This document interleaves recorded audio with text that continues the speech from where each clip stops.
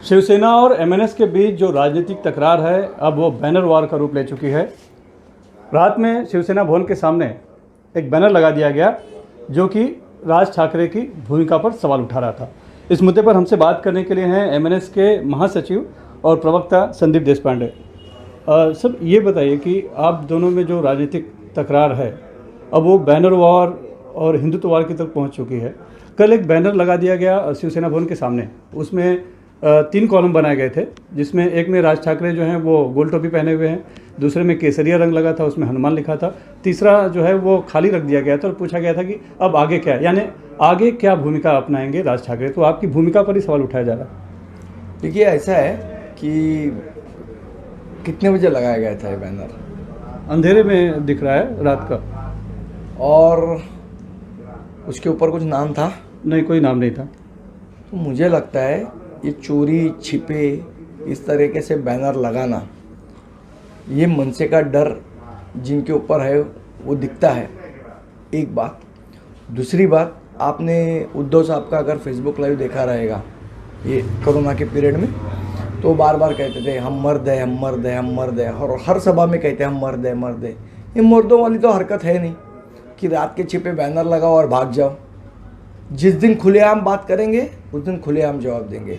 हमको तो ये चीज़, हमने जो भी चीज़ की है खुलेआम की है। हमने 2018 में भारतीय जनता पक्ष पर टीका की, खुलेआम की, वीडियो लगा के दिखा के टीका की। हम आज भी जो कह रहे सभा में कह रहे, खुलेआम कह रहे। ये चोरी छिपे शिवसेना को शोभा नहीं देता। ये बाला साहब ठाकरे की शिवसेना नहीं है जो अंधेरे में बैनर लगा के दुम दबा के भाग जाती है। ये शेरों का काम नहीं है, ये तो पेंगुइन वालों का काम लग रहा है मुझे। यानी आप नहीं मानते कि शिवसेना ने किया होगा? मुझे लगता है अगर शिवसेना ने किया है तो कहे, खुल के आके कहे। ये शेरों वाले तो काम नहीं है, मतलब फोटो शेरों का लगाने का और काम पेंगुइन का करने का। ये तो चीज़ कुछ गलत हुई। और फिर फेसबुक में बोलते रहने का कि हम मर्द है, मर्द है, मर्द है। उसको साबित भी करना पड़ेगा ना। ऐसे रात के अंधेरे में बैनर लगा के भाग जाएंगे तो कैसे साबित होगा? बहरहाल संजय राउत ने बयान दिया है और कहा है कि अब एमएनएस जो है अब वो बीजेपी का भोंपू बन चुकी है। देखिए, संजय राउत साहब के प्रति मैं बहुत सहानुभूति रखता हूँ। जिस प्रकार से ईडी की कार्रवाई हो रही है, उनको हिसाब देना है ईडी को। उनकी 11 करोड़ की प्रॉपर्टी जब्त हुई है, तो ऐसा ना कि उनको इल्यूजन्स आ रहे, भ्रम पैदा हो रहा है। उनको जो जवाब राज साहब ने दिया, मुझे लगता है वो समझ में नहीं आया। ठीक है, कोई बात नहीं, वो अभी तकलीफ में है, मानसिक स्थिति उनकी ठीक नहीं है। ईडी को जवाब देना है। हो सकता है कल की प्रेस कॉन्फ्रेंस उनको आर्थर में लेनी पड़े, इस प्रकार की परिस्थिति है। तो ऐसे परिस्थिति में आदमी बौखला जाता है, तो उनके प्रति हमारी पूरी सहानुभूति है। लेकिन आपकी भूमिका बदलने पर सवाल तो उठ रहे हैं। पहले ये जो मुद्दा था खास करके मस्जिदों पे लाउडस्पीकर का, बीजेपी ने उठाया, आप लोग उसमें आ गए। नहीं, और आपने सभा देखी क्या ठाना की? देखिए क्या बताया साहब ने? आपने देखी है ना, तो आप जवाब दीजिए क्या बताया। ये बताया ना कि 3 मई तक का जो वक्त है, अल्टीमेटम दिया उन्होंने। पूरी सभा देखी क्या थाना की? 3 वीडियो लगाए थे, देखे? बिल्कुल देखे। क्या बताया था उसमें? पहले भी वो हिंदुत्व का मुद्दा उठा चुके, ये उन्होंने बताया। तो उसके बाद ये सवाल पैदा क्या होता है कि आज बीजेपी की भूमिका ले रहेगा। जब हमने बोला है कि भूमिका हमने पहले भी ली है, उसके वीडियो बताए, तो उसके बाद ये सवाल ही पैदा नहीं होता है। इसीलिए मैंने बोला कि संजय राउत साहब की मानसिक स्थिति ठीक नहीं है। आप उनको रेफर करके सवाल मत कीजिए। आपके मन में आए आप सवाल जरूर पूछिए, हम जवाब देंगे। लेकिन कहीं ना कहीं लग रहा है कि आप बीजेपी के साथ जा रहे हैं। देखिए, ऐसा है कि हिंदुत्व की किसी की मक्तेदारी तो है नहीं कि अगर हम बोलेंगे तो वो बीजेपी का हो गया, तो बीजेपी बोलेगी तो वो सावरकर साहब का हो गया, सावरकर साहब बोलेंगे तो हेगडेवार का। ऐसा नहीं होता है। हेगडेवार साहब बोलेंगे तो छत्रपति शिवाजी महाराज का हो। इस तरीके से लिंक नहीं लेंगे। हर एक के विचार अपने होते हैं।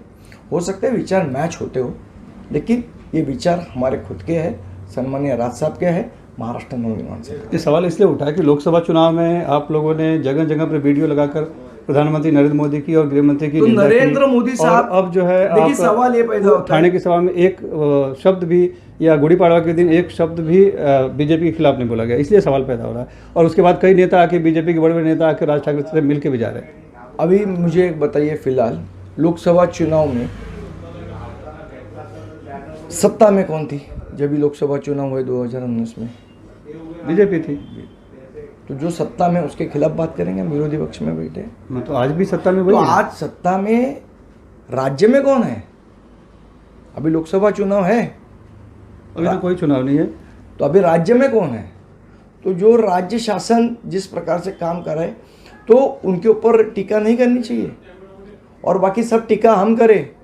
और शरद पवार साहब खाली दिल्ली में जाके उनका जो टेंडर, शुगर फैक्ट्रीज, यही सब काम करते रहे। महाराष्ट्र की जनता के जो समस्या है, इतने बार शरद पवार साहब से मिले, कौन सी समस्या डिस्कस की भाई आपने? Supriya Sule madam time pass का उनका वीडियो आ गया, संसद में टाइम पास कर रही है, किसी के साथ गप्पे लड़ा रही है। उस पर तो सफाई आ गई शशि थरूर की, नहीं, कुछ तो मुद्दे पे बातचीत हो रही थी। हमारे मन में ये है कि भाई आप गप्पे लगा रहे हो संसद में, तो थोड़ा काम भी कीजिए, महाराष्ट्र के सवाल उठाइए। क्या सब जिम्मेदारी राज साहब ठाकरे की है? और लोगों ने जिनको चुन के दिया है वो क्या करेंगे दिल्ली में बैठ के? लेकिन राज ठाकरे भी तो खाली माचिस की काड़ियाँ जलाएंगे। लेकिन राज ठाकरे भी तो मस्जिद पे लाउडस्पीकर मुद्दा उठा रहे हैं। महंगाई, पेट्रोल, ईंधन की कीमतों की बढ़ी, बेरोजगारी, उसको नहीं उठा रहे। देखिए ऐसा है, जो समय रहेगा उस समय वो मुद्दा उठाएंगे, और हमने ही उठाना चाहिए।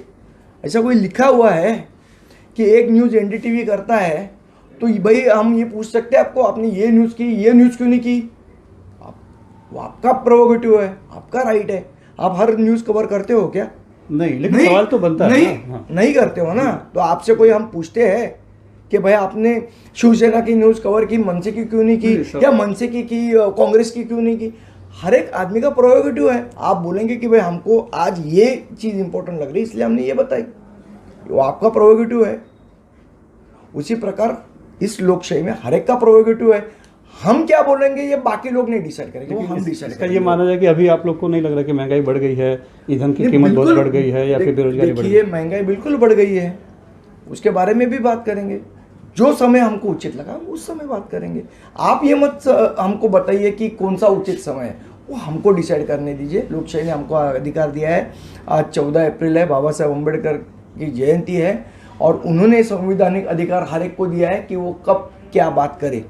बाकी पार्टी, अभी हम उद्धव साहब से पूछ रहे हैं क्या आपने बीजेपी के साथ गठबंधन किया और शरद पवार साहब के गोदी में जाके बैठ के क्यों?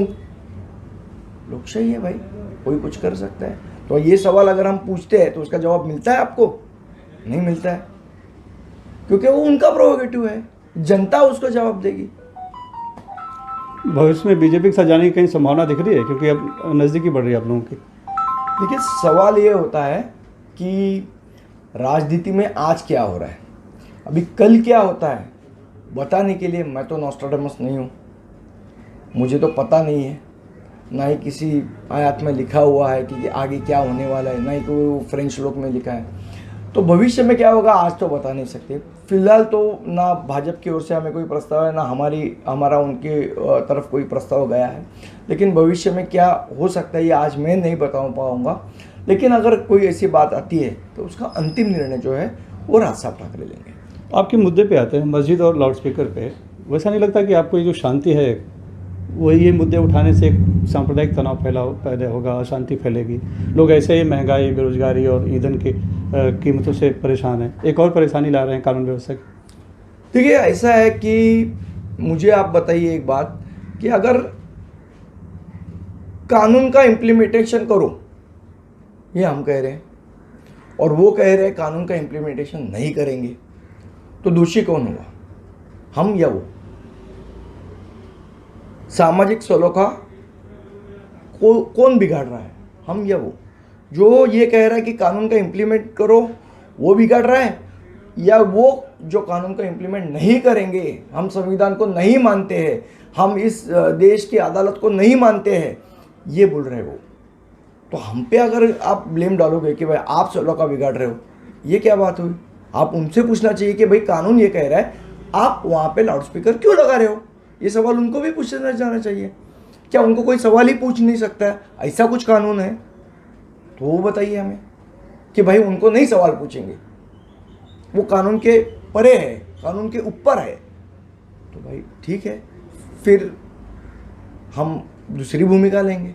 लेकिन पहले पूछिए तो सही कि भाई ये कानून कह रहा है कि आप 50 डेसिबल के ऊपर आपकी आवाज़ नहीं जा सकती है, तो आप लाउडस्पीकर क्यों लगा रहे हो? क्या आप कानून का पालन नहीं करोगे? क्या मुस्लिम समुदाय को कोई कानून के ऊपर का दर्जा दिया हुआ है? नहीं ना, तो कानून का पालन करें।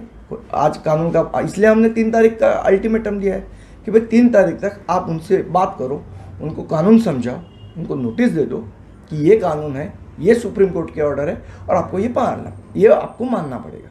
उनको बता दो, वो निकाल देंगे, झगड़ा खत्म। लेकिन उसके लिए तो कानूनी रास्ते हैं, कानून हाथ में लेने की बात की। नहीं, कानून का तो डिसीजन आ गया है सर, उसका इम्प्लीमेंटेशन करना किसका काम है? हमारा, आपका, प्रशासन का काम। हम प्रशासन को ही कह रहे हैं कि भाई इम्प्लीमेंटेशन करो। अभी प्रशासन ये कहेगी कि हम इम्प्लीमेंट नहीं करेंगे, तुम चुप बैठो, ये क्या बात हुई? ये तो कोई बात नहीं हुई। सुप्रीम कोर्ट ने डिसीजन दिया है, उसका आपको इम्प्लीमेंटेशन करना है। किसको करना है? जिनके ऊपर डिसीजन दिया है उनको किया करना है, हमको तो नहीं करना है। तो आप हमसे सवाल क्यों कर रहे हो? आप ये सवाल प्रशासन से करो, आप ये सवाल उन लोगों से करो जो कानून के ऊपर अपने आप को समझते हैं। बहरहाल फिलहाल लग रहा है कि कहीं ना कहीं आप कानून हाथ में ले रहे हैं। इसके लिए आपसे क्या लिया है? मस्जिद के सामने जाके आप हनुमान चालीसा बजाएंगे, मस्जिद के मंदिर ऊपर में, जो अपने मंदिर में बजा मस्जिद के सकते हैं। ऊपर जो लाउड स्पीकर है वो कानून ने हाथ में लेना नहीं हुआ। तो उनको बोलिए आप कानून हाथ में लो, हम भी नहीं लेंगे। हम नहीं चाहते कि इस प्रकार का कोई बवाल हो, लेकिन जो तकलीफ है वो तकलीफ है, दिन में 5 बार होती है लोगों को। कोई बूढ़ा आदमी रहता है, किसी का एग्जाम चलते रहता है, किसी का वर्क फ्रॉम होम चलते रहता है, कोई वहाँ ऑफिस होता है, कोई वहाँ हॉस्पिटल होता है। क्या उनको तकलीफ नहीं होती है? तो उस तकलीफ के बारे में मुस्लिम लोगों को नहीं सोचना चाहिए? क्या वो इस समाज का हिस्सा नहीं है? अगर है तो ये समाज के बारे में सोचना भी उनका काम है। क्या वो नहीं सोचेंगे? और वो नहीं सोचेंगे तो उनको पूरी खुली छूट है कि आप समाज के बारे में मत सोचो। सोचना समाज के बारे में सिर्फ हमें है।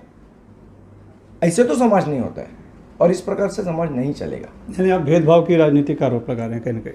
क्या भेदभाव? अभी आप मुझे बताइए। अगर मेरे बातों में कहीं ना कहीं भेदभाव कर रहा है ना। हाँ, प्रशासन भेदभाव कर रहा है, वही हमारी बात कर रहे हैं। और हमारे कहने, मैंने जो आपको कहा, अगर इसमें कोई गलती है तो आप मुझे बताइए, हम जरूर उसको सुधारने की कोशिश करेंगे कि हमारी गलती क्या हो रही है। कोई तो बताओ आके कि भाई ये गलती है। खाली बोलेंगे आप गलत हो, आप गलत हो, गलत। अरे भाई, मैंने गलती क्या की है वो तो मुझे समझाइए, ताकि मुझे सुधारने का मौका मिले, वो गलती ना करने का मौका मिले। या फिर गलती हमारी नहीं है, गलती उनकी है, लेकिन तुम चुप बैठो, अगर ये कहना है तो वो भी कह दीजिए, फिर हम उसका जवाब देंगे। गलती यही मानी जा रही है कि आप कानून हाथ में ले रहे हैं और कुछ नहीं। अभी तक तो लिया नहीं है। अभी हम लोग बोल रहे हैं कि जिन्होंने कानून हाथ में लिया है उनको आप कानून का इम्प्लीमेंटेशन करो। अगर नहीं होता है और आप ये भूमिका लेते हो कि हम उनको कुछ नहीं बोलेंगे, तुम चुप बैठो, तो ऐसे तो समाज नहीं चलेगा।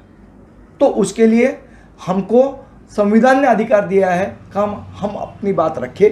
अगर कानून बनाया गया है और उसका इम्प्लीमेंटेशन नहीं करेंगे तो रास्ते पे आने का अधिकार भी हमको संविधान ने दिया हुआ है। धन्यवाद। मुंबई से कैमरामैन अल्ताफ के साथ सुलेश सिंह, NDTV इंडिया के लिए।